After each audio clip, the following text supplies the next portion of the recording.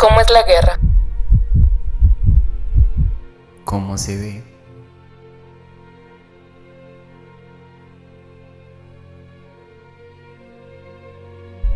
¿Cómo se escucha?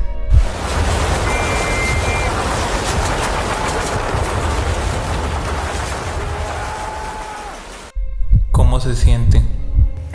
Sabía que en cualquier momento me podía cortar la vida. Y nada más que eso. ¿A qué huele? Huele como una mezcla de carne podrida y plástico quemado y basura vieja. ¿A qué sabe? I remember being starving, hungry. We were making 24-hour ration packs stretched to 2 or 3 days. We were using water out of muddy puddles. Very grim existence.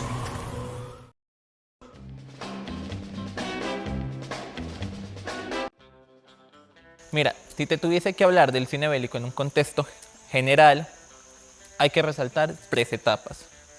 Primera etapa, propagandística. ¿Qué sucede en esta etapa? Los gobiernos, al ver que el cine es una herramienta de comunicación masiva, la utilizan como medio propagandístico.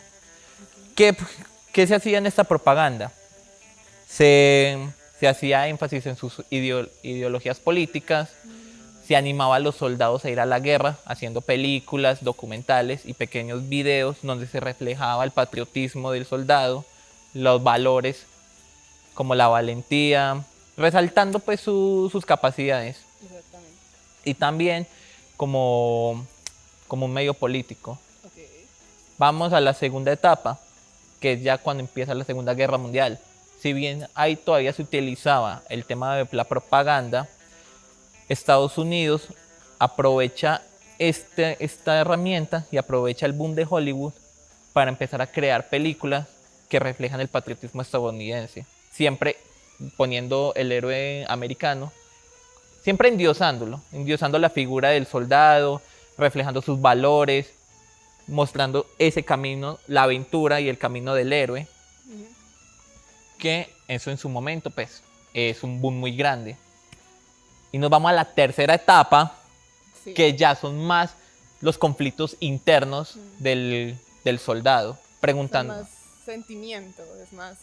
haciéndose cuestionamientos sobre si lo que está haciendo es correcto, sintiendo el dolor de la guerra. Esas emociones que normalmente no se cuentan o no se ven desde el cine de acción. Okay. Cine bélico se mostraba antes como un cine de acción, un cine fantástico del héroe. Es más como mostrar la otra cara de la moneda. Lo que hay detrás Mostrar de que todo esto ya no es solo un camino de heroísmo, sino qué sacrificios hace el soldado. Más de destrucción. Más destrucción. Potente, la verdad. Lo bélico también viene desde la literatura y el pool. Por ejemplo, la literatura épica antigua como la Ilíada y la Odisea de Homero se centran en las hazañas heroicas y los conflictos militares de la antigua Grecia. Estas obras sentaron las bases de la narrativa bélica en la literatura occidental. Para poder entender el cine bélico, es bueno que recordemos esas 5 preguntas del inicio, ¿cierto? ¿Las recuerdan? Vuelvan a sus sentidos y podamos crear cine. Es muy importante entender las características técnicas del cine bélico, como por ejemplo la predilección por los planos generales.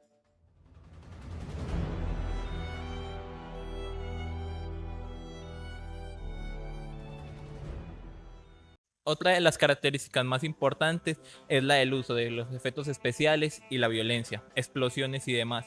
Es muy importante porque al retratar un evento histórico se intenta que sea lo más real posible.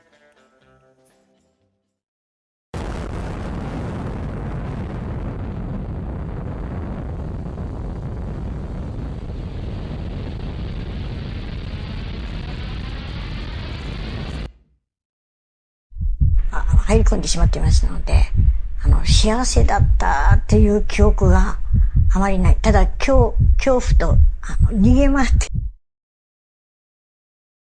Otra de las características técnicas del cine bélico son los traveling. Con el nuevo inicio de siglo, las nuevas tecnologías permitieron crear cámaras que dejaran de ser mastodontes y convertirse en cámaras más versátiles, donde el cine bélico lo aplicó para permitir que hubiera un nivel de mayor realidad a sus personajes, permitiendo que la cámara siguiera a sus personajes durante todo su trayecto por las trincheras y los campos de guerra. Un ejemplo de esto es Sin Novedad en el Frente de 2022.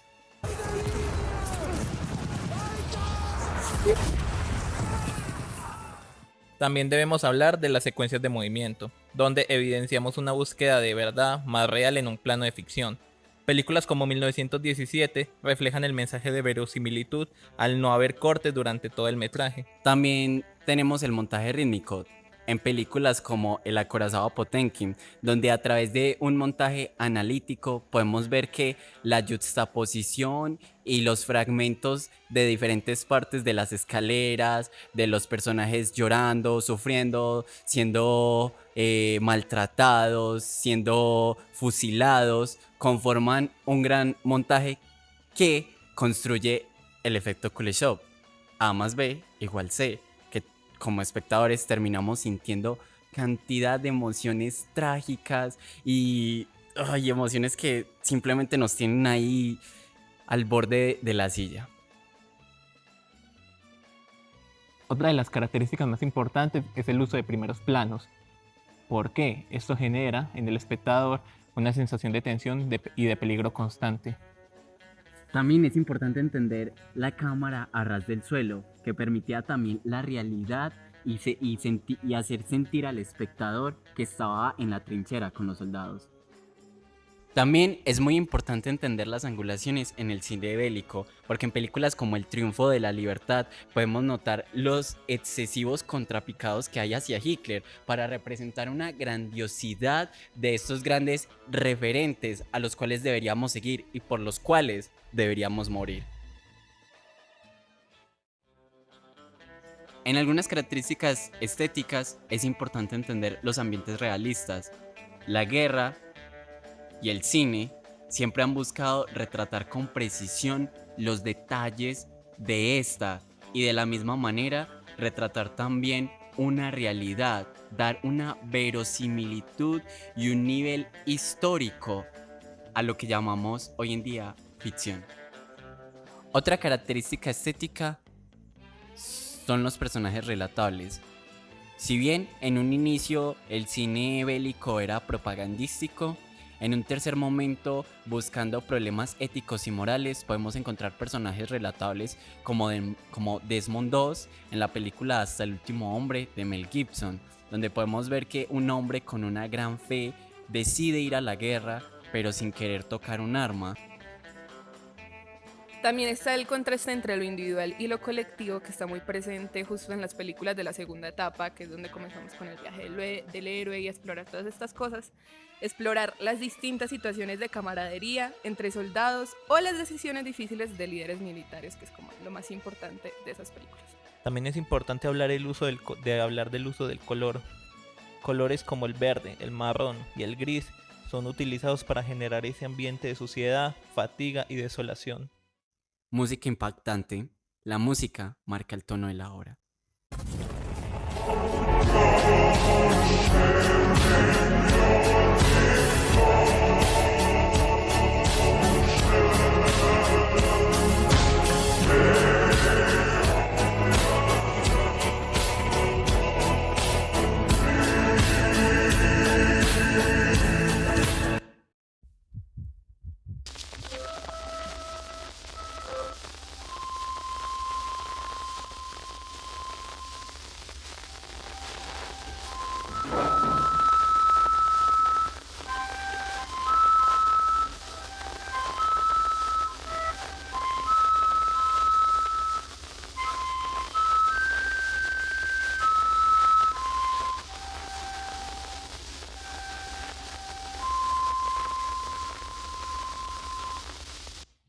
Ya saben, vamos a hacer silencio, Bueno. no vamos a decir nada, Bueno. que vamos a grabar lo del silencio en el cine bélico. Pero silencio. O sea, sí, silencio. ¿Cómo van? Es importante entender en el cine bélico también el silencio, porque como la música es impactante y emocionante y épica, el sonido también aportaba una gran emoción y grandes sensaciones de descontrol o simplemente Callados.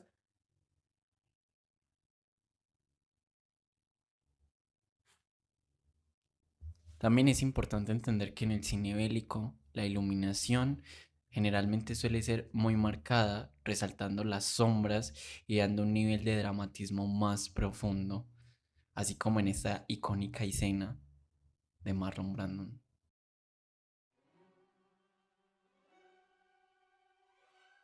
Los regímenes buscaban establecer poder, el sacrificio por la patria, el odio hacia el enemigo, patriotismo, neutralización y sacrificio. ¿Saben? Todo esto cambia en la Segunda Guerra Mundial, cuando cambian los pensamientos y se comienzan a mover los corazones. Así que se ve la necesidad de abarcar otros conceptos. La frase dicha por el coronel en Apocalypse Now. Horror has a face,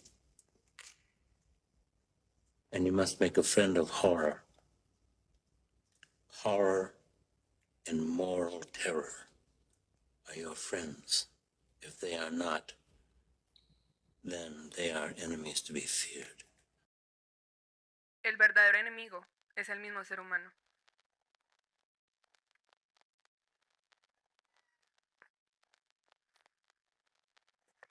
La muerte, la vida, el compañerismo, la búsqueda del verdadero valor. La realidad es que entre los diversos conceptos tratados en diálogos y símbolos,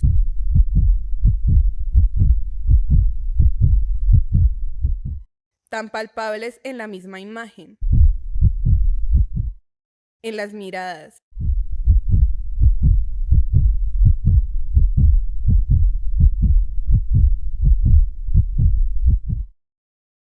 porque realmente, ¿qué sería de la guerra sin humanos? Este terreno pantanoso llamado relaciones humanas hace necesario que hablemos de que en el cine bélico los valores patrióticos son esenciales para entender a los personajes. Solo era una persona, aunque en el cine alemán era el mismo pueblo, y es inocente si mata por la patria, ya que hace lo que le corresponde. El enemigo no era humano, carecía de moral. Solo es ver Back to Bataan de 1945. Si realmente quieren ver el nivel de deshumanización que se le da al enemigo. Ustedes saben que en esa segunda etapa el camino del héroe era el centro. ¿Quién era el centro? El héroe, ¿cierto? Y sus amigos de trinchera eran como esto que lo impulsaba a seguir y que también rompía con la inocencia. Esa era la clase que mostraba lo que realmente era la guerra, pero no, realmente no lo mostraba. ¿Funcionaba? Sí, pero cuando ampliamos esa figura del héroe, ese héroe que estaba aquí y ese enemigo que estaba aquí comienzan a estar bajo la misma línea. La masculinidad también es importante, o por lo menos en las narrativas clásicas. El fallar te hace débil, pero cuando la familia aparece, cuando el cine bélico explora otras culturas, otras guerras, otros momentos, deja de verse como algo de ganar o perder. Un ejemplo de esto es La tumba de las luciérnagas, mostrando el otro lado de la guerra, esa que permaneció oculta, pero de la que todo mundo habla.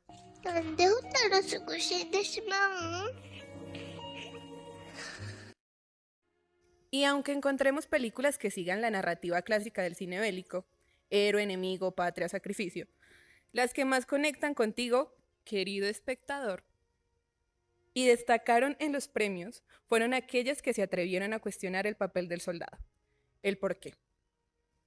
En el cine actual, hablando de tecnología, con opiniones ampliamente compartidas, distintas, la construcción del héroe es un acuerdo generalizado y está abierto a la crítica.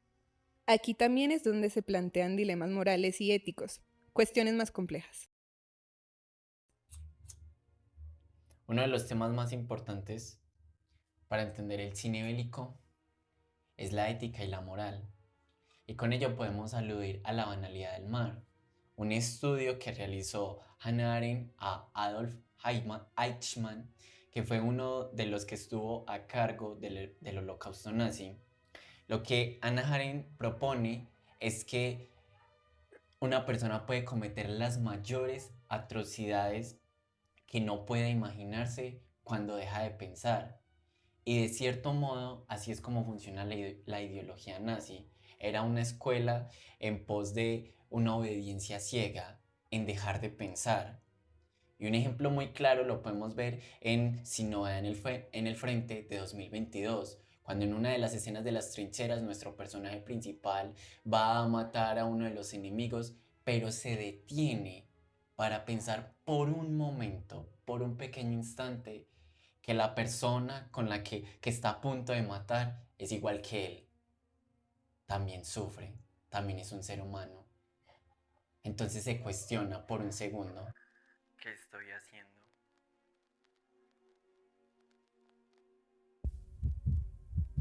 La guerra es un lugar donde jóvenes que no se conocen ni se odian se matan, por la decisión de viejos que se conocen y se odian, pero no se matan.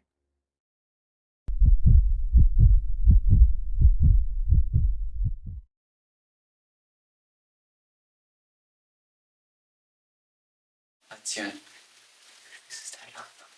Bueno, y por último, en conclusiones y en recomendaciones, la guerra no es buena. Iba a decir que no es buena. Eso es muy obvio. Eso es muy obvio, pues. Eso es lo que iba a decir yo.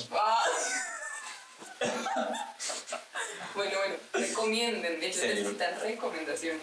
Entonces, como primera recomendación y recomendación literaria, quiero que investiguen acerca de Guerra y Paz, Por la favor. novela de Lev Tolstoy, en el que no simplemente van a poder encontrar en cierta medida una mirada muy precisa de lo que es la guerra visualmente, sino también esos personajes totalmente relatables. Vos, ¿qué quieres recomendar? Yo puedo decir como un consejo y es: cada persona tiene su propia guerra interna, así que por favor sean críticos con ustedes mismos, piensen en lo que hacen, busquen en sí mismos para determinar qué es eso que los mueve y qué es eso que ustedes sienten. Qué bonito eso, de verdad. Yo vengo también con mi recomendación literaria.